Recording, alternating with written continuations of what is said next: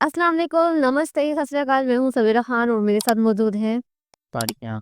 चलते हैं वीडियो की तरफ, फिर करेंगे बहुत सारी बातें। So let's go. तो स्टार्ट करते हैं वीडियो को। वीडियो का टाइटल है India versus Pakistan internet speed comparison, shocking gap revealed. तो स्टार्ट करते हैं वीडियो को। Let's play.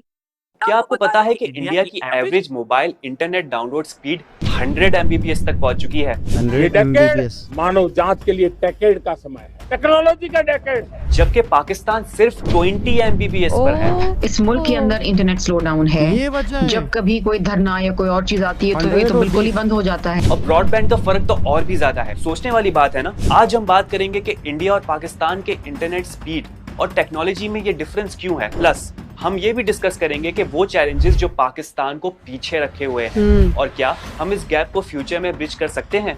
मैं हूं हुसैन धनानी और अगर आपको टेक और फ्यूचर इंटरनेट का सीन समझना है तो ये वीडियो एंड तक जरूर देखें, क्योंकि हम सिर्फ फैक्ट्स और रियल इंसाइट्स डिस्कस करेंगे।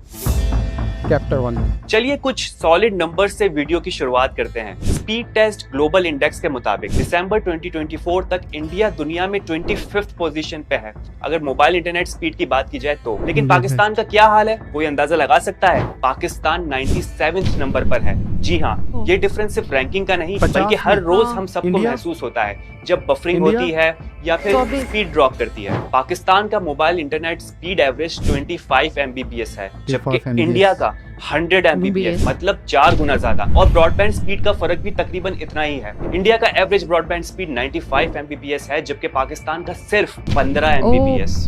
ये फर्क सिर्फ स्पीड तक नहीं बल्कि इंटरनेट की ओवरऑल क्वालिटी और यूजर एक्सपीरियंस पे भी इम्पैक्ट डालता है। जब हम मोबाइल इंटरनेट की बात करते हैं तो सिर्फ स्पीड नहीं, बैंडविड्थ, लेटेंसी और नेटवर्क रिलायबिलिटी भी मैटर करती है। इंडिया में जो हाई स्पीड इंटरनेट अवेलेबल है उसका मतलब ये नहीं कि सिर्फ ज्यादा स्पीड मिलती है, बल्कि ये भी होता है कि नेटवर्क ज्यादा स्टेबल होता है। क्या आपने कभी नोटिस किया है कि इंडिया के यूजर काफी frequently high quality live stream देख रहे होते हैं और वीडियोस भी अपलोड करते हैं, जबकि पाकिस्तान में बफरिंग काफी कॉमन है। ये डिफरेंस सिर्फ नंबर्स का नहीं बल्कि ये इंफ्रास्ट्रक्चर का भी फर्क है। दोस्तों, रिलायबिलिटी और कवरेज भी इंडिया में काफी बेहतर है। हम हर दिन अपनी इंटरनेट सर्विस यूज करते हैं, लेकिन कभी हमने आसपास की दुनिया से पूछा कि इंटरनेट का इंफ्रास्ट्रक्चर किस लेवल का है? इंडिया में अर्बन और रूरल एरियाज दोनों में इंटरनेट सर्विस काफी एक्सेसिबल है। वहीं पाकिस्तान में रूरल एरियाज को कवर करना अभी तक एक चैलेंज है। बहुत मुश्किल है।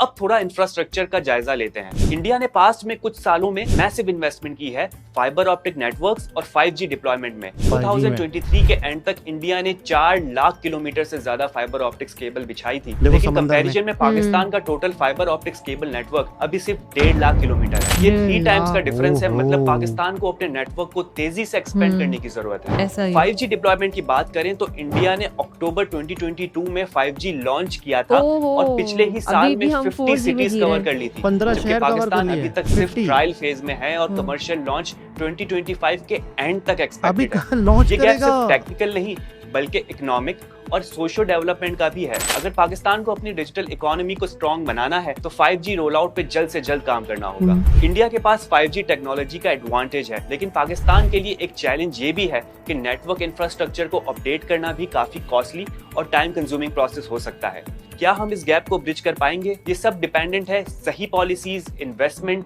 और कोलैबोरेटिव एफर्ट्स पर। फाइबर ऑप्टिक इंटरनेट पाकिस्तान के सिर्फ 35% लोगों तक पहुंच पाई है, जबकि इंडिया का ये नंबर 70% है। ये फर्क सिर्फ अर्बन एरियाज तक लिमिटेड नहीं, रूरल एरियाज तक भी इंडिया का नेटवर्क काफी रैपिडली एक्सपेंड कर रहा है, जबकि पाकिस्तान में रूरल एरियाज को कवर करना अभी तक एक बड़ा चैलेंज है। ये गैप सिर्फ कनेक्टिविटी का नहीं, प्रोडक्टिविटी का भी है। पाकिस्तान के रूरल एरियाज में इंटरनेट कनेक्टिविटी काफी लिमिटेड है, जिसका डायरेक्ट इंपैक्ट एजुकेशन, बिजनेस और हेल्थ केयर सर्विस पे पड़ता है।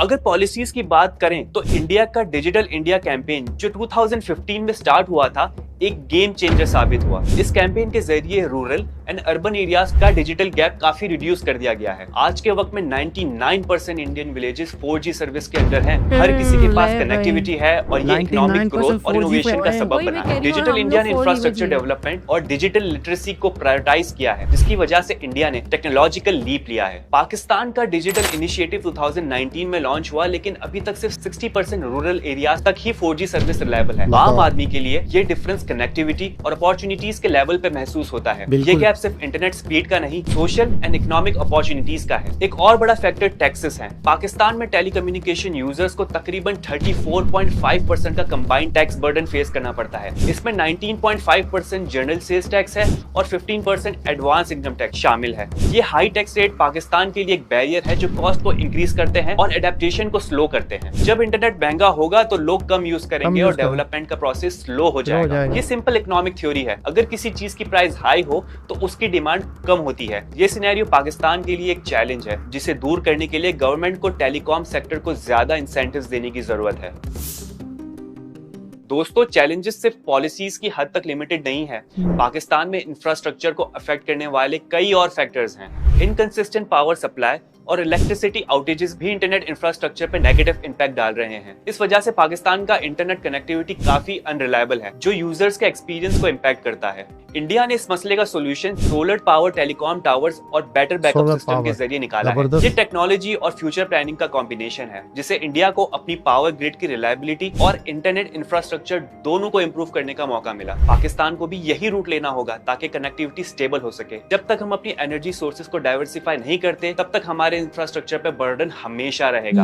एक और बड़ा डिफरेंस है लोकल प्रोडक्शन का। इंडिया अपना 75% टेलीकम्युनिकेशन इक्विपमेंट लोकली मैन्युफैक्चर करता है, जबकि पाकिस्तान अपना 90% इक्विपमेंट इंपोर्ट करता है। इस वजह से ना सिर्फ कॉस्ट बढ़ती है बल्कि डिलेज भी होते हैं। इंपोर्ट पे ज्यादा रिलायंस हमेशा इकोनॉमिक डिसएडवांटेज होता है। अगर पाकिस्तान अपने टेलीकॉम इक्विपमेंट की लोकल मैन्युफैक्चर को बूस्ट दे तो ये ना सिर्फ कॉस्ट को कम करेगा बल्कि एम्प्लॉयमेंट और इकोनॉमिक ग्रोथ को भी हेल्प करेगा।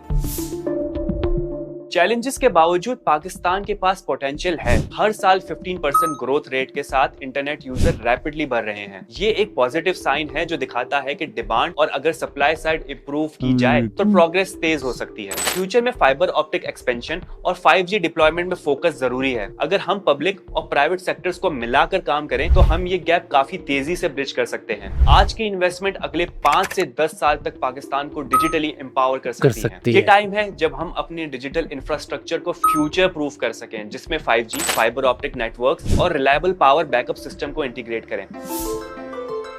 तो दोस्तों, आपको क्या लगता है, क्या पाकिस्तान अगले कुछ सालों में इंटरनेट टेक्नोलॉजी और स्पीड में इंडिया को कैच कर पाएगा? आपके ओपिनियंस और सजेशन कमेंट्स में जरूर लिखें। और अगर ये वीडियो आपको इन्फॉर्मेटिव लगी तो लाइक करें, शेयर करें और चैनल को सब्सक्राइब करना मत भूलें। मैं हुसैन धनानी, मिलते हैं अगली वीडियो में एक और इंटरेस्टिंग टॉपिक के साथ। तब तक अपना बहुत ज्यादा ख्याल रखिएगा।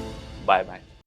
आप सबसे पहले तो मैं ये कहूँगा बहुत ही ज़बरदस्त वीडियो थी, बहुत ही इन्फॉर्मेटिव वीडियो थी, बहुत कुछ नया पता चला। वो पता नहीं था, जो पता नहीं, सिर्फ हमें इतना पता था कि हमारे यहाँ इंटरनेट के मसले हैं, हमारे यहाँ इंटरनेट इतना अच्छा नहीं चलता, हमारे क्यों नहीं चलता, कितना परसेंट चलता है, सब कुछ डिटेल में बता दिया। मतलब 20% वो है और वहाँ 100% MB है। MHS क्या है?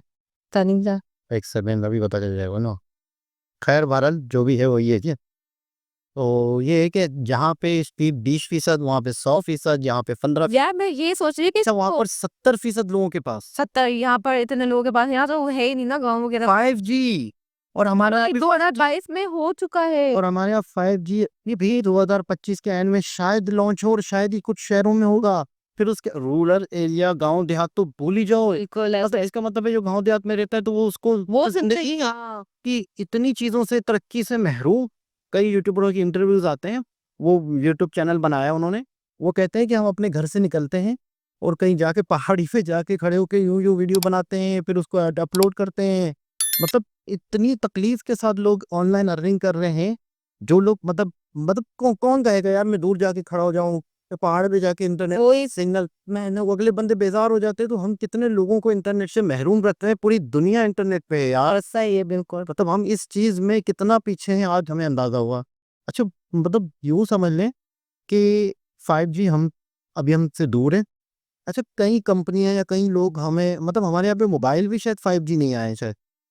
कहीं ऐसी जगह पे मतलब जैसे लिखा होता है ना 4G तो लिखा होता है 5G 4G, लेकिन होता नहीं है। कहने वाले कहते हैं ठीक है, तो कहते हैं कि जब हमारे मुल्क में 5G नहीं है तो मोबाइल में कहाँ से फाइट किया है। ऐसा है, ये बस बंगलोर बनाते हैं। और इंडिया 6G पे अब जा रहा है, देखो ये तो कहाँ से कहाँ। मतलब इन्होंने एंड में बोला कि पाकिस्तान आपको लगता है कि इंडिया को पीछे छोड़ सकता है या उसके टक्कर पे आ सकता है?